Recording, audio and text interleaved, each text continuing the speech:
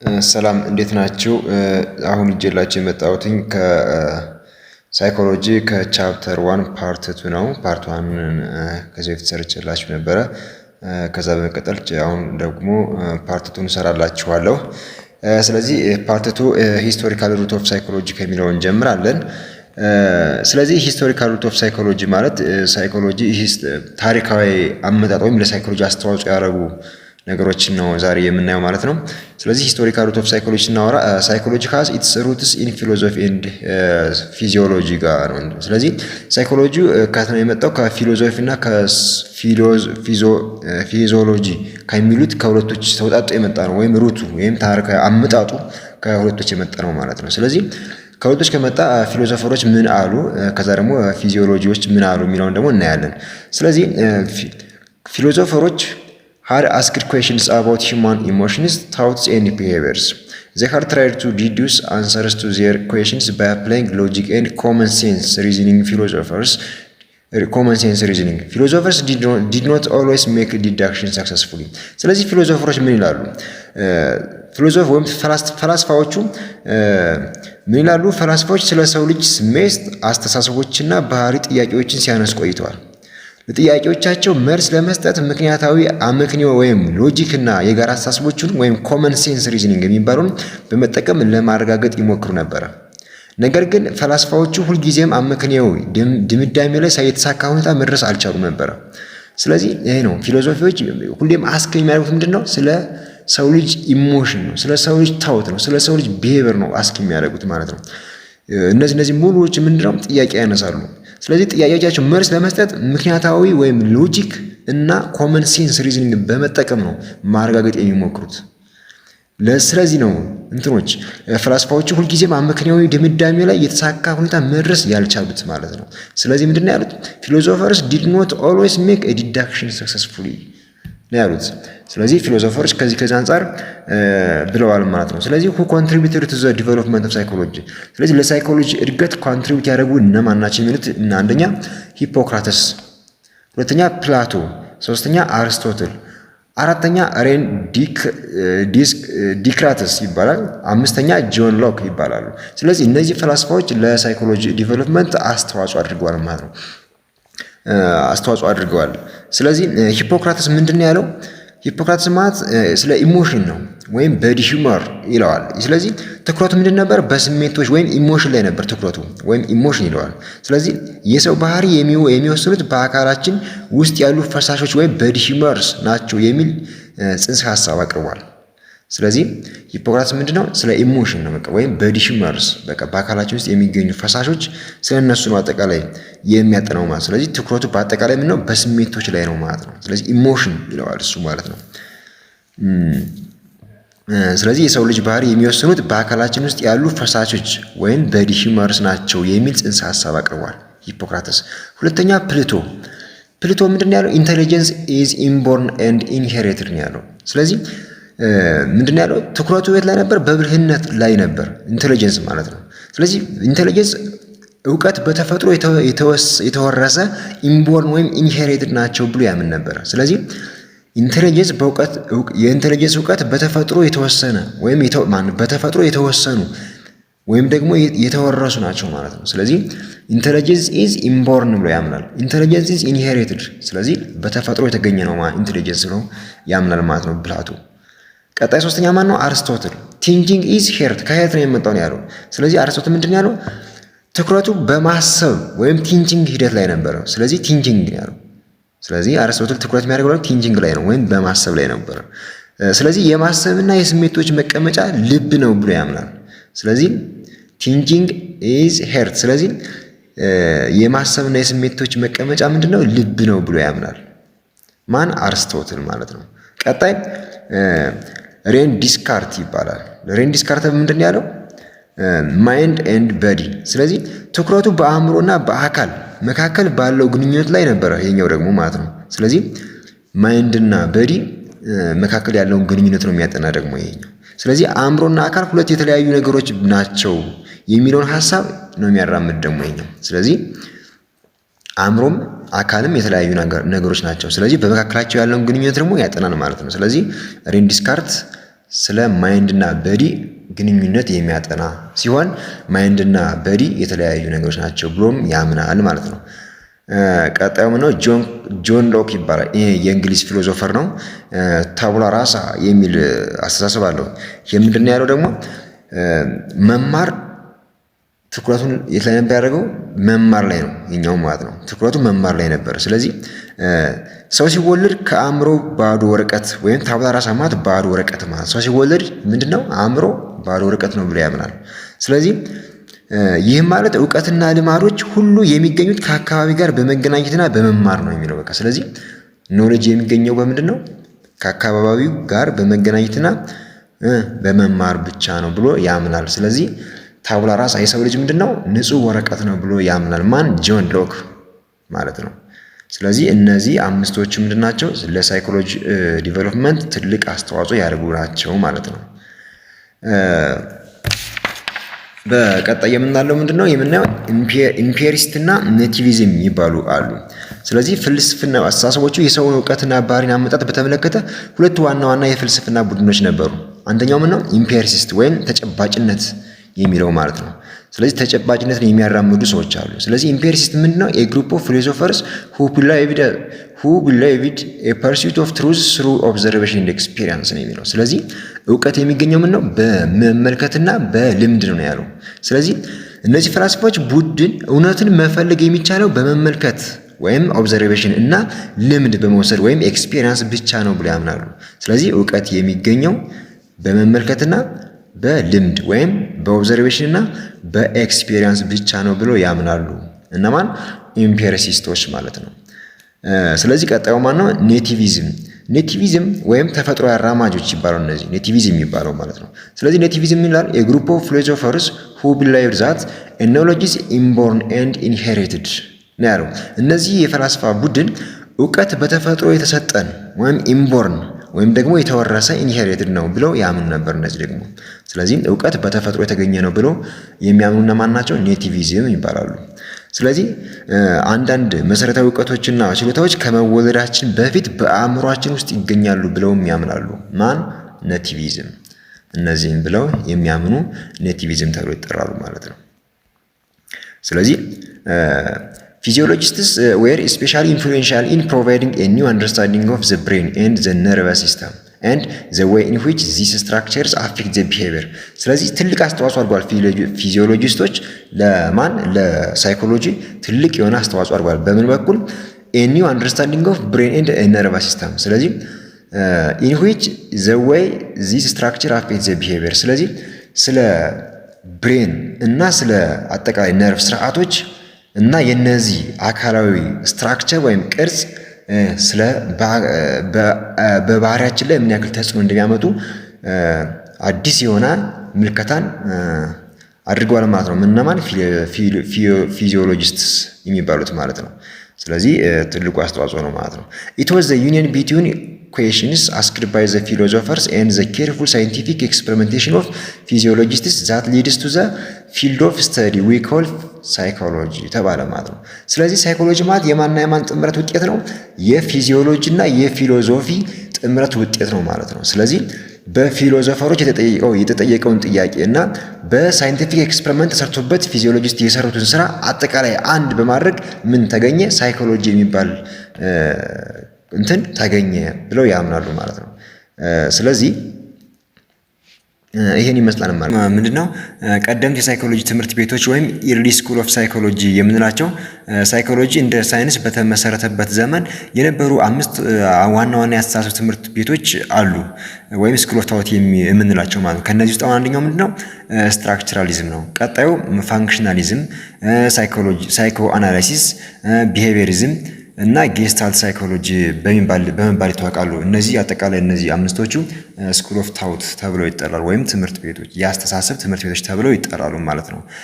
ስለዚህ አሁን የምናየው በመጀመሪያ ስትራክቸራሊዝም ይሆናል ማለት ነው። በዝርዝር ስናየው ስትራክቸር ማለት ዲቨሎፕድ ባይ ኤድዋርድ ብሮድፎርድ ቲችነር ይባላል። ቀጣይ ደግሞ ዊሊያም ዊንደት who established the first scientific laboratory of psychology in Le Paz in 1879 and believed that human mind could be scientifically studied ብሎ ነው የሚያምነው። ስለዚህ ታስክ ኦፍ ሳይኮሎጂ ኢዝ ቱ አይደንቲፋይ ዘ ቤዚክ ኤሌመንትስ ኦፍ ኮንሽንስ ኦር ኢሜጅ ፊሊንግ ኤንድ ሴንሴሽን ቱ ፋይንድ አውት ዘ ዩኒት ኦፍ ኦር ኤሌመንትስ ዊች ሜክ አፕ ዘ ማይንድ ይለዋል። ስለዚህ ስትራክቸራሊዝም ስንመጣ ስትራክቸራሊዝም የሳይኮሎጂ የመጀመሪያው የአስተሳሰብ ትምህርት ቤት ሲሆን የአእምሮን አወቃቀር ወይም ስትራክቸር ለማጥናት ትኩረትን ይሰጣል። ይህም ማለት ነው። ስለዚህ ስትራክቸራሊዝም በዋነኝነት ምንድን ነው? የመጀመሪያው አስተሳሰብ ነው። ይሄ ከሌሎች አሁን ፋንክሽናሊዝም ሳይኮሎጂያንስ ከሚባሉት ከመጀመሪያው ቀርቦ ነው የሚመጣው ማለት ነው ስትራክቸራሊዝም ማለት ነው። ስለዚህ የአእምሮን አወቃቀር ወይም ስትራክቸር ለማጥናት ትኩረትን ይሰጣል ይሄኛው ማለት ነው። ስለዚህ ምንድነው ዋና ስራው? የአእምሮን አወቃቀር ነው ስተዲ የሚያደርገው ማለት ነው።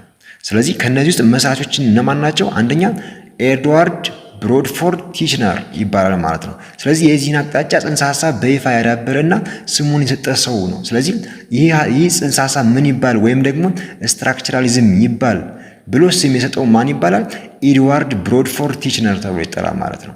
ስለዚህ ዊልሃም ውንደት የሚባለው ደግሞ ወይም ዊልሃም ውንደት እንደ አውሮፓውያን አቆጣጠር በ1879 በሌፕዚግ ከተማ የመጀመሪያውን ሳይንሳዊ የሳይኮሎጂ ላብራቶሪ የመሰረተ ሲሆን የሰው ልጅ አእምሮ በሳይንሳዊ መንገድ ሊጠና እንደሚችል ያምን ነበር የኛው ደግሞ ማለት ነው። ስለዚህ የመጀመሪያውን የሳይኮሎጂ ላብራቶሪ በሌፓዝ በሚባል ከተማ ላይ ስታብሊሽ ወይም የመሰረተ ሰው ማን ይባላል? ዊልሃም ውንደት ተብሎ ይጠራል ማለት ነው። ስለዚህ ምን ብሎ ያምናል ደግሞ ስተዲ ያደረገው የሰው ልጅ አእምሮ በሳይንሳዊ መንገድ ሊጠና እንደሚችል ያምን ነበር ይላል። ስለዚህ ምንድነው ያለው? ሂ ቢሊቭድ ዛት ሂውማን ማይንድ ኩድ ቢ ሳይንቲፊካሊ ስተዲድ ብሎ ያምናል ማለት ነው። ስለዚህ የሰው ልጅ አእምሮ በሳይንሳዊ መንገድ ሊጠና ይችላል ብሎ ያምናል ማለት ነው። ኦኬ። ስለዚህ የሳይኮሎጂ ዋና ተግባሩ ምንድነው? ወይም ዘ ታስክ ኦፍ ሳይኮሎጂ በዚህ በስትራክቸራሊዝም ውስጥ ማለት ነው። ስለዚህ የንቃተ ህሊና ልምድን ወይም ኮንሲሽንስ ወደ መሰረታዊ ክፍሎች መለየት ነው ማለት ነው። ስለዚህ ወደ መሰረታዊ ክፍሎች መለየት ማለት ኮንሲየስ ማይንድ አለ። ኮንሲየስ ወደ ምን ይከፋፍላቸዋል? ወደ ኢሜጅ፣ ወደ ፊሊንግ እና ወደ ሴንሴሽን የሚል ክፍል ይከፍላል። ኢሜጅ ማለት ምስል ነው። ፊሊንግ ማለት ስሜታዊ ምላሾች ወይም ፍላጎቶች ማለት ነው። ሴንሴሽን ማለት ስሜቶች ማለት ነው። ስለዚህ ወደ ሶስት ነገሮች ከፍሏቸዋል ማለት ማንን? ኮንሲየስ ወይም የንቃተ ህሊና ልምድን ወደ ሶስት ነገሮች ወደ ምስል ወይም ኢሜጅ፣ ወደ ስሜታዊ ምላሾችና ፍላጎት ወይም ፊሊንግ፣ ሶስተኛው ነው ስሜቶች ራሳቸው ማለት ሴንሴሽኖች በሚል በሶስት ከፍሎ አይቷቸዋል ማለት ነው። ሜትዱ በምን አይነት ዘዴ ነው? ኢንትሮስፔክሽን የሚባል ሜትድ ነው የሚጠቀመው። ኢንትሮስፔክሽን ማለት ሉኪንግ ኢንዋርድ ኢንቱ አወር ኮንሲየስ ማለት ነው። ስለዚህ አእምሮን የሚገነቡትን አነስተኛ ክፍሎች ወይም አሃዶችን ማወቅ ነው ባጭሩ ይሄኛው ማለት ነው። ስለዚህ የጥናቱ ዘዴ ምንድነው? ኢንትሮስፔክሽን ተብሎ ይጠራል። ስለዚህ ወይም ውስጠ እይታ ማለት ነው ኢንትሮስፔክሽን ማለት። ይሄ ማለት ወደ ራሳችን ንቃተ ህሊና ውስጥ መመልከት ወይም ሉኪንግ ኢንዋርድ ማለት ነው። ስለዚህ በጥናት ላይ ያለ ሰው ለተሰጠው ማነቃቂያ ምላሽ ሲሰጥ የራሱን ውስጣዊ የአእምሮ ልምዶች በዝርዝር የሚገለጽበት ዘዴ ነው ይሄኛው ኢንትሮስፔክሽን የሚባለው ሜትድ ማለት ነው። ስለዚህ ኢንትሮስፔክሽን ማለት ምንድነው? ውስጣዊ እይታ ማለት ወይም ሉኪንግ ኢንዋርድ ማለት ነው። ሉኪንግ ኢንዋርድ ኢንቱ አወር ኮንሲየስ የሚል አንድምታ ያለው። ስለዚህ ምንድነው? ስትራክቸራሊዝም የሚጠቀመው ሜትድ ማን የምትባለው ማለት ነው? ኢንትሮስፔክሽን ተብሎ ይጠራል ማለት ነው። ውስጠ እይታ ይባላል ማለት ነው። ሁለተኛው ስኩል ኦፍ ታውት ደግሞ ፋንክሽናሊዝም ይባላል። እንግዲህ ፋንክሽናሊዝም ፋውንድድ ባይ ዊሊያም ጄምስ which proposed that the function of the mind not the structure ነው የሚለው። ስለዚህ ፋንክሽናሊዝም የተነሳው በስትራክቸራሊዝም ላይ እንደ ቀጥተኛ ምላሽ ነው። የአእምሮን አወቃቀር ሳይሆን ተግባርን ወይም ፋንክሽን ማጥናት ላይ ያተኩራል። ስለዚህ ስትራክቸራሊዝምን ተቃርኖ ነው ፋንክሽናሊዝም ደግሞ የተነሳው ማለት ነው። ለሱ ቀጥተኛ ምላሽ ለመስጠት ነው። ለማን? ለስትራክቸራሊዝም ቀጥተኛ ምላሽ ለመስጠት ፋንክሽናሊዝም መጥቷል ማለት ነው። ስለዚህ ምንድነው ያለው ፋንክሽናሊዝም? የአእምሮን አወቃቀር ሳይሆን ተግባርን ማጥናት ላይ ያተኩራል ወይም ፋንክሽን ላይ ማለት ነው። ስለዚህ መስራቹ ማን ነው? ዊሊያም ጄምስ ይባላል ማለት ነው። ስለዚህ የአሜሪካ ሳይኮሎጂ አባት በመባል ይታወቃል። ደግሞ ማን? ዊሊያም ጄምስ ምንድነው መስራቻቸው ነው። ማን? የፋንክሽናሊዝም መስራች ዊሊያም ጄምስ ይባላል። ምንድነው ያለው? የአእምሮ ተግባር ወይም ፋንክሽን እንጂ አወቃቀር ወይም ስትራክቸር አይደለም የጥናት ትኩረት መሆን ያለበት ብሎ ያምን ነበር ደግሞ።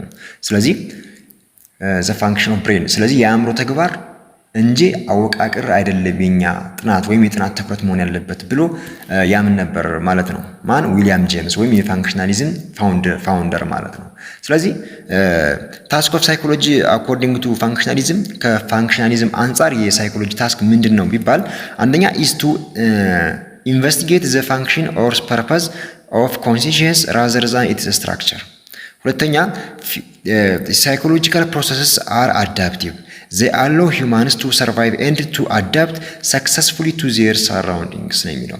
ስለዚህ የሳይኮሎጂ ተግባር ወይም ታስክ ኦፍ ሳይኮሎጂ አንደኛ ምንም በፋንክሽናሊዝም አስተሳሰብ መሰረት የሳይኮሎጂ ዋና ተግባራት የሚከተሉት ናቸው። ለምሳሌ የንቃተ ህሊና ተግባር ወይም ፋንክሽን ወይም ዓላማ መመርመር እንጂ አወቃቅሩ መመርመር አይደለም። ስለዚህ የፋንክሽናሊዝም ዋና ዓላማው ምንድነው? ንቃተ ህሊናን ተግባሩን ወይም ዓላማውን መመርመር እንጂ ስትራክቸሩን ወይም አወቃቅሩን መመርመር አይደለም ነው ያለው ታስክ ኦፍ ሳይኮሎጂ ከፋንክሽናሊዝም አንጻር ኢዝ ምንድነው ያለው? ቱ ኢንቨስቲጌት ዘ ፋንክሽን ኦር ፐርፐዝ ኦፍ ዘ ኮንሲሽየንስ ራዘር ዛን ኢትስ ስትራክቸር። አወቃቅሩን ሳይሆን ተግባሩን ዓላማውን መሰረት አድርጎ ነው ኢንቨስቲጌት የሚያደርገው ማለት ነው። ምን? ታስክ ኦፍ ሳይኮሎጂ አኮርዲንግ ቱ ፋንክሽናሊዝም ማለት ነው። ሁለተኛ ምንድነው? ሳይኮሎጂካል ፕሮሰስ አር አዳፕቲቭ ብሎ ነው የተነሳው። ስለዚህ የሳይኮሎጂ ሂደቶች አዳፕቲቭ ናቸው። ይህ ማለት ምንድነው? የመላመድ ወይም በአካባቢው የመኖር ችሎታን ያጎናጽፋሉ። ስለዚህ መላመድ ነው። በአካባቢ ከመኖር ጋር አካባቢ መስሎ መኖር የሚችል ያለውን ችሎታ ነው የሚያጎናጽፍ ማለት ነው ብሎ ያምናል። ስለዚህ ሳይኮሎጂካል ሂደቶች ምንድናቸው? አዳፕቲቭ ናቸው ያለው ለዛ ነው። የማለት አዳፕቲቭ ማለት መላመድ ወይም በአካባቢው የመኖር ችሎታን ያጎናጽፋል ማለት ነው። ስለዚህ እነዚህ የአእምሮ ሂደቶች ሰዎች በህይወት እንዲቆዩ እና በአካባቢያቸው ጋር በተሳካ ሁኔታ እንዲለምዱ ያስችላሉ። ለምሳሌ ማስታወስ፣ መማር፣ ችግር መፍታት እንደዚህ ያሉ ችግሮችን ወይም እንደዚህ ያሉ ሂደቶችን ለመኖር እንዴት እንደሚረዱ ማጥናት ይችላል ማለት ነው። ማን? ታስክ ኦፍ ሳይኮሎጂ አኮርዲንግ ቱ ፋንክሽናሊዝም ማለት ነው። ስለዚህ ሳይኮሎጂካል ፕሮሰስ አር አዳፕቲቭ ናቸው። they allow human to survive ስለዚህ ሰዎች እንዲኖሩ ወይም to adapt successfully to their surroundings ስለዚህ በአካባቢያቸውን በደንብ አድርገው አዳፕት እንዲያደርጉ ያግዛቸዋል ማለት ነው። ስለዚህ ከዚህ አንጻር ነው ማለት ነው የሳይኮሎጂ ታስክ ከፋንክሽናሊዝም አኳያ ስናየው ማለት ነው። ቀጣይ ሜቶዱን ነው። ስለዚህ በምን አይነት ነው ፋንክሽናሊዝም ስራቸው የሚሰሩ ነው? ኩዌሽነር፣ ሜንታል ቴስት ኤንድ ኦብጀክቲቭ ዲስክሪፕሽን ኦፍ ቢሄቪየር ነው የሚለው። ስለዚህ ጥናት ዘዴው ምንድነው ወይም ሜቶዶቹ ማለት ነው። ፋንክሽናሊስቶች ከተወሰነ የውስጥ እይታ ዘዴ ውስጥ ወጥተው ሰፋ ያሉና ለተግባር የሚውሉ ዘዴዎችን ይጠቀማሉ። ስለዚህ አንደኛ የጥያቄ ቅጾች ኩዌሽነር ነው። ጥያቄ ያነሳሉ፣ ኩዌሽነር ያደርጋሉ፣ የአእምሮ ምርመራዎችን ያካሂዳሉ፣ ሜንታል ቴስት።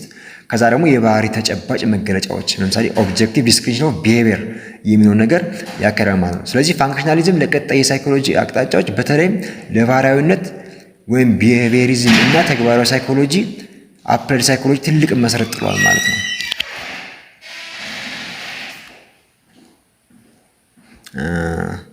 ቀጣይ የምናየው ምንድነው? ጌስታልት ሳይኮሎጂ ነው። ጌስታልት ሳይኮሎጂ የሚለው ዘ ፋውንደር ኦፍ ዚስ ስኩል ኦፍ ታውትስ አር ምንድነው? ማክስ ዌርዚመር ተብሎ ይጠራል። ዌርዚመር። ስለዚህ ጌስታልት ሳይኮሎጂ በጀርመን ውስጥ እንደ ስትራክቸራሊዝም ተቃውሞ የተነሳ ትምህርት ቤት ነው። ስለዚህ ጌስታልት የሚለው ምንድነው? የጀርመንኛ ቃል ነው ጌስታልት ማለት ነው። ስለዚህ ወይም ሙሉ ኦር ሆል ማለት ነው። ቅርጽ፣ ፎርም ወይም ደግሞ ፓተርን ማለት ነው። ስለዚህ መስራቾች እነማን ናቸው እናያቸዋለን ማለት ነው። ስለዚህ ፋውንደሩ ማን ነው? ማክስ ዌርዝመር ተብሎ ይጠራል። ስለዚህ ታስክ ኦፍ ሳይኮሎጂ ከዚህ ከጌስታልት ሳይኮሎጂ አንጻር የሳይኮሎጂ ታስክ ምንድን ነው የሚለው። ስለዚህ አንደኛ ማይንድ ሹድ ቢ ታውት ኦፍ አስ ሪዛልቲንግ ፍሮም ዘ ሆል ፓተርን የሚለው ምንድን ነው ያለው? ማክስ ቬርትመር የዚህ ትምህርት ቤት ዋና መስራች ሲሆን ሌሎች ተባባሪዎችም መስራቾችም ሌሎችም ይኖራሉ። ግን ሳይኮሎጂ አንደኛ ምን ላይ ጌስታልት ሳይኮሎጂ የሰውን አእምሮና ግንዛቤ ወይም ፓርቲሲፔሽን እንዴት እንደሚሰራ ለመረዳት ትኩረት ይሰጣል። ስለዚህ ምንድነው ያለ? የሰውን አእምሮና ግንዛቤ እንዴት እንደሚሰራ ለመረዳት ትኩረትን ይሰጣል። ቀጣይ አእምሮን ማየት ያለብን እንደ ሙሉ ጥለት ወይም ሆል ፓተርን ውጤት አድርገን ነው ማየት ያለብን ብሎ የሚያምነው። ስለዚህ ሳይኮሎጂ አስ ስታዲ ኦፍ ሆል ማይንድ ብሎ ይናገራል ማለት ነው። እንደ ሆል ማይንድ ወይም ሆል ፓተርን ውጤት አድርገን ነው የምናየው ይላል። ስለዚህ ቀጣይ ምናል ኢትስ አርጊውድ ዛት ዘ ማይንድ ኢዝ ኖት ሜድ አፕ ኦፍ ኮምቢኔሽን ኦፍ ኤሌመንትስ ብሎ ይናገራል ማለት ነው። ስለዚህ ሳይኮሎጂ ሙሉን አእምሮን ኦር ዘ ሆል ማይንድ የሚያጠና መሆን አለበት። ስለዚህ አእምሮ እንደ ስትራክቸራሊስቶች ከንጥረ ነገሮች ወይም ከኤሌመንቶች ጥምረት የተሰራ አይደለም ብለው ነው ይከራከራሉ። ምን ብለው ኢትስ አርጊውድ ዛት ዘ ማይንድ ኢዝ ኖት ሜድ አፕ ኦፍ ኮምቢኔሽን ኦፍ ኤሌመንት ከኤሌመንቶች የተሰራ አይደለም ብሎ ነው የሚከራከሩት። ማን? ማይንድን ማለት ነው። ስለዚህ ዘ ማይንድ ሹድ ቢ ታውት ኦፍ አስ ኤ ሪዛልት ኦፍ ዘ ሆል ፓተርን ኦፍ ሴንሰሪ አክቲቪቲ ኤንድ ዘ ሪሌሽንሺፕስ ኤንድ ኦርጋናይዜሽንስ ዊዝን ዜር ፓተርንስ ብለው ያምናሉ ማለት ነው። ስለዚህ አእምሮ የሚገነዘበው ከስሜት ህዋሳት የሚመጣውን እንቅስቃሴ ሙሉ ፓተርን ወይም እና በዚያ ጥለት ውስጥ ወይም በዛ ፓተርን ውስጥ ባሉ ግንኙነቶችና አደረጃጀቶች ወይም ሪሌሽንሺፕ ወይም ኦርጋናይዜሽን እንደሚለው ማለት ብለው ያምናሉ ማለት ነው። ስለዚህ ዋና መርሃቸው ምንድነው? ሙሉ ከክፍሎች ድምር ይበልጣል። ስለዚህ ዘ ሆል ኢዝ ግሬተር ዛን ዘ ሰም ኦፍ ኢትስ ፓርት በሚል ያምናሉ ማለት ነው። በዚህ ያምናሉ። ቀጣዩ ምንድነው? ሜትድ ነው። ስለዚህ ጌስታልት ሳይኮሎጂ የሚጠቀመው ሜትድ ምንድነው?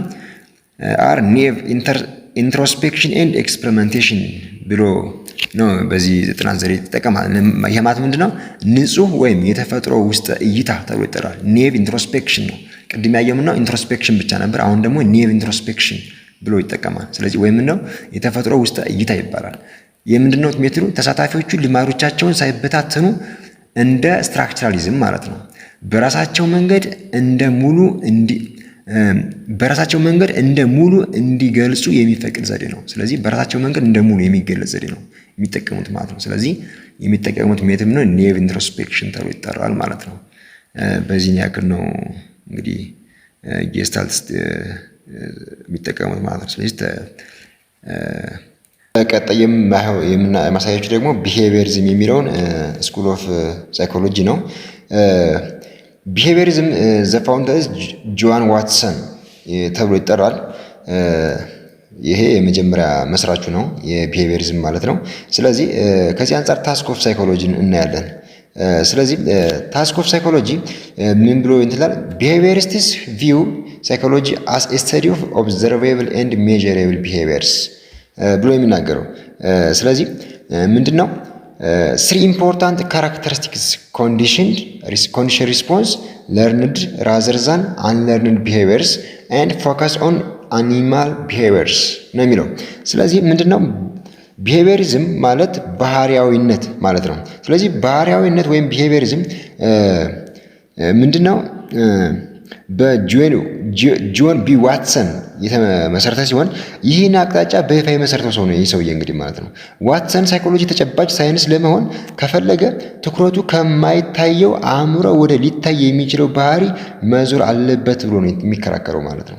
ስለዚህ ቢሄቪየሪስትስ ቪው ዛት ሳይኮሎጂ አስ ኤ ስተዲ ኦፍ ኦብዘርቬብል ኤንድ ሜዠሬብል ቢሄቪየር ነው የሚለው። ከማይታየው ይልቅስ ወደሚታየው ኦብዘርቬብል እና ሜዠሬብል ቢሄቪየር ማጥናት አለበት ነው የሚለው ቢሄቪየሪስቶች ማንን? ሳይኮሎጂን ማለት። ስለዚህ ምንድነው ያሉት? ተጨባጭ ሳይንስ ለመሆን ማን? ሳይኮሎጂ ተጨባጭ ሳይንስ ለመሆን ከፈለገ አለ ትኩረቱ ከማይታየው አእምሮ ወደ ሊታይ የሚችል ወይም ኦብዘርቬብል የሚችል ባህሪ መዞር አለበት ብሎ ነው የሚከራከረው።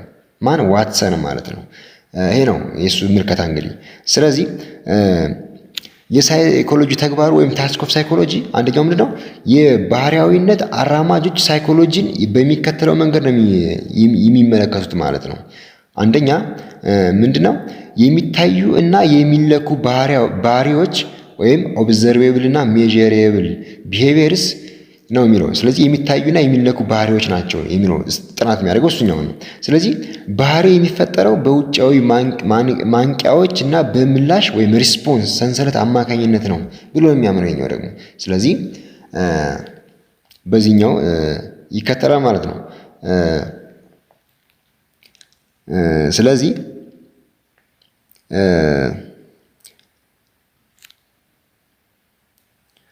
ስለዚህ ሁሉም ባህሪ ማለት ይቻላል በአካባቢ ተጽዕኖ የተማረ ነው ብለው ያምናሉ። ስለዚህ ሁሉም ባህሪ ምነው በአካባቢ ተጽዕኖ የተማረ ነው ብለውም ያምናሉ። ስለዚህ ያልተማረ ሳይሆን የተማረ ባህሪ ወይም ለርንድ ራዘር ዛን አንለርንድ ቢሄቪየርስ ብሎ ነው እንትን የሚለው። ስለዚህ በተፈጥሮ የተገኙ ባህሪያት ላይ ሳይሆን በልምድ የተገኙትን ባህሪያት ላይ ነው ትኩረት የሚሰጠው ማለት ነው። ይህ ስተዲ የሚያደርገው ማለት ነው። ስለዚህ በእንስሳት ባህሪ ላይ ማተኮር ወይም ፎከስ ኦን አኒማል ቢሄቪየርስ የሚለው ደግሞ በእንስሳት ላይ የሚደረጉ ጥናቶች የሰዎችን ባህሪ ለመረዳት መሰረት ይሆናሉ ብሎ የሚያምኑ ነበረ። እነዚህም ማለት ነው። ስለዚህ ምንድነው ስሪ ኢምፖርታንት ካራክተሪስቲክስ ማለት ኮንዲሽንድ ሪስፖንስ፣ ለርንድ ራዘር ዛን አንለርንድ ቢሄቪየር። ለርንድ መሆን አለበት፣ ኮንዲሽንድ መሆን አለበት እና ፎከስ ኦን አኒማል ቢሄቪየር በሶስት ነገሮች ነው ማወቅ ያለበት። ስለዚህ አኒማል ቢሄቪየር አለ፣ ኮንዲሽንድ ሪስፖንስ አለ፣ ሲደመር ማን አለ ለርንድ ቢሄቪየር መሆን አለበት እንጂ አንለርንድ መሆን የለበትም ነው የሚለው። ስለዚህ ይሄን ነው እሱ ታስኩ ማለት የሳይኮሎጂ ታስክ ይሄኛው ነው ያለበት። ስለዚህ በአጠቃላይ እዚህ ላይ ሲጠቀልላችሁ ምንድነው ለርንድ ራዘር ዛን አንለርንድ ቢሄቪየር ማለት ያልተማረ ሳይሆን የተማረ ባህሪ መሆን አለበት ነው የሚለው። ይሄ ማለት ምንድነው በተፈጥሮ የተገኘ ባህሪ ላይ ሳይሆን በልምድ የተገኙትን ባህሪያት ላይ ትኩረት መስጠት አለበት ነው የሚለው። ከዛስ አኒማል ቢሄቪየር ደግሞ የሚለው ምንድነው የሚለው በእንስሳት ባህሪ ላይ ማተኮር ነው የሚለው። ስለዚህ በእንስሳት ላይ የሚደረጉ ጥናቶች የሰዎችን ባህሪ ለመረዳት መሰረት ይሆናሉ ብሎ ያምኑ ነበረ። ከማን ከአኒማል ቢሄቪየሮችን ማለት ነው። ስለዚህ ይህን ብሎ ያምናል። ስለዚህ ሜቶዶቹ ምንድነው ሜቶድስ አር ኦብዘርቬሽን ኤንድ ኤክስፐሪመንቴሽን ነው ባጭሩ። በቃ በምልከታና በኤክስፐሪመንት በማድረግ ብቻ ነው እነሱ የሚያምኑት፣ በምልከታ ብቻ ነው። ስለዚህ የጥናት ዘዴው ምንድነው ኦብዘርቬሽን ነው አንደኛው። ባህሪን በተጨባጭ መመልከትና መመዝገብ ነው ያለበት እሱ ነው የሚለው ኦብዘርቬሽን። ኤክስፐሪመንቴሽን ደግሞ ወይም ሙከራ ደግሞ ነው በተለይ በቁጥጥር ስር ባሉ ላብራቶሪዎች ውስጥ በመማር ወይም ኮንዲሽን ሂደት ላይ ሙከራዎችን ማካሄድ ማለት ነው ኤክስፐሪመንቴሽን ማለት። ስለዚህ ኦብዘርቬሽን እንደ ኤክስፐሪመንቴሽን የማን ሜትድ ናቸው ማለት ነው? የቢሄቪየሪዝም ሜትዶች ናቸው ማለት ነው። ስለዚህ ከዚህ አንጻር ቢሄቪየር የሚለው ነገር በጥልቀት ማየት ሞክረናል። ስለዚህ ከዚህ የምትይዙልኝ ምንድነው አንደኛ ፋውንደሩ ማን ነው? ጆን ቢ ዋትሰን ተብሎ ይጠራል። ሳይኮሎጂ ታስኩ ደግሞ ከቢሄቪየሪዝም አንጻር ማን ነው? ቢሄቪየሪስቶች ምን ብለው ያምናሉ? ሳይኮሎጂ አስ ኤ ስተዲ ኦፍ ኦብዘርቬብል ኤንድ ሜዠሬብል ቢሄቪየር ነው ብሎ ያምናሉ። ስለዚህ መታየትና የሚለካ ነው ብሎ ነው የሚያምኑት ባህሪ።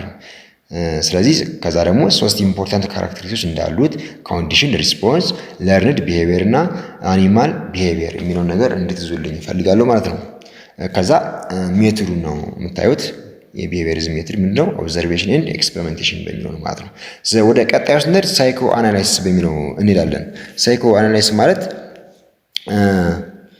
ሳይኮአናላይሲስ ማለት ፋውንድድ ባይ ቢዝነስ ፊዚሻን ሲግመንድ ፍራውድ ተብሎ ይጠራል። የዚህኛው መስራች ማን ነው? ሲግመንድ ፍራውድ ተብሎ ይጠራል። ስለዚህ ታስክ ኦፍ ሳይኮሎጂ ከሳይኮ አናላይሲስ አንጻር ስናየው ሳይኮሎጂ ስተዲስ አባውት ዘ ኮምፖነንት ኦፍ አንኮንሺየስ ፓርት ኦፍ ዘ ሂውማን ማይንድ።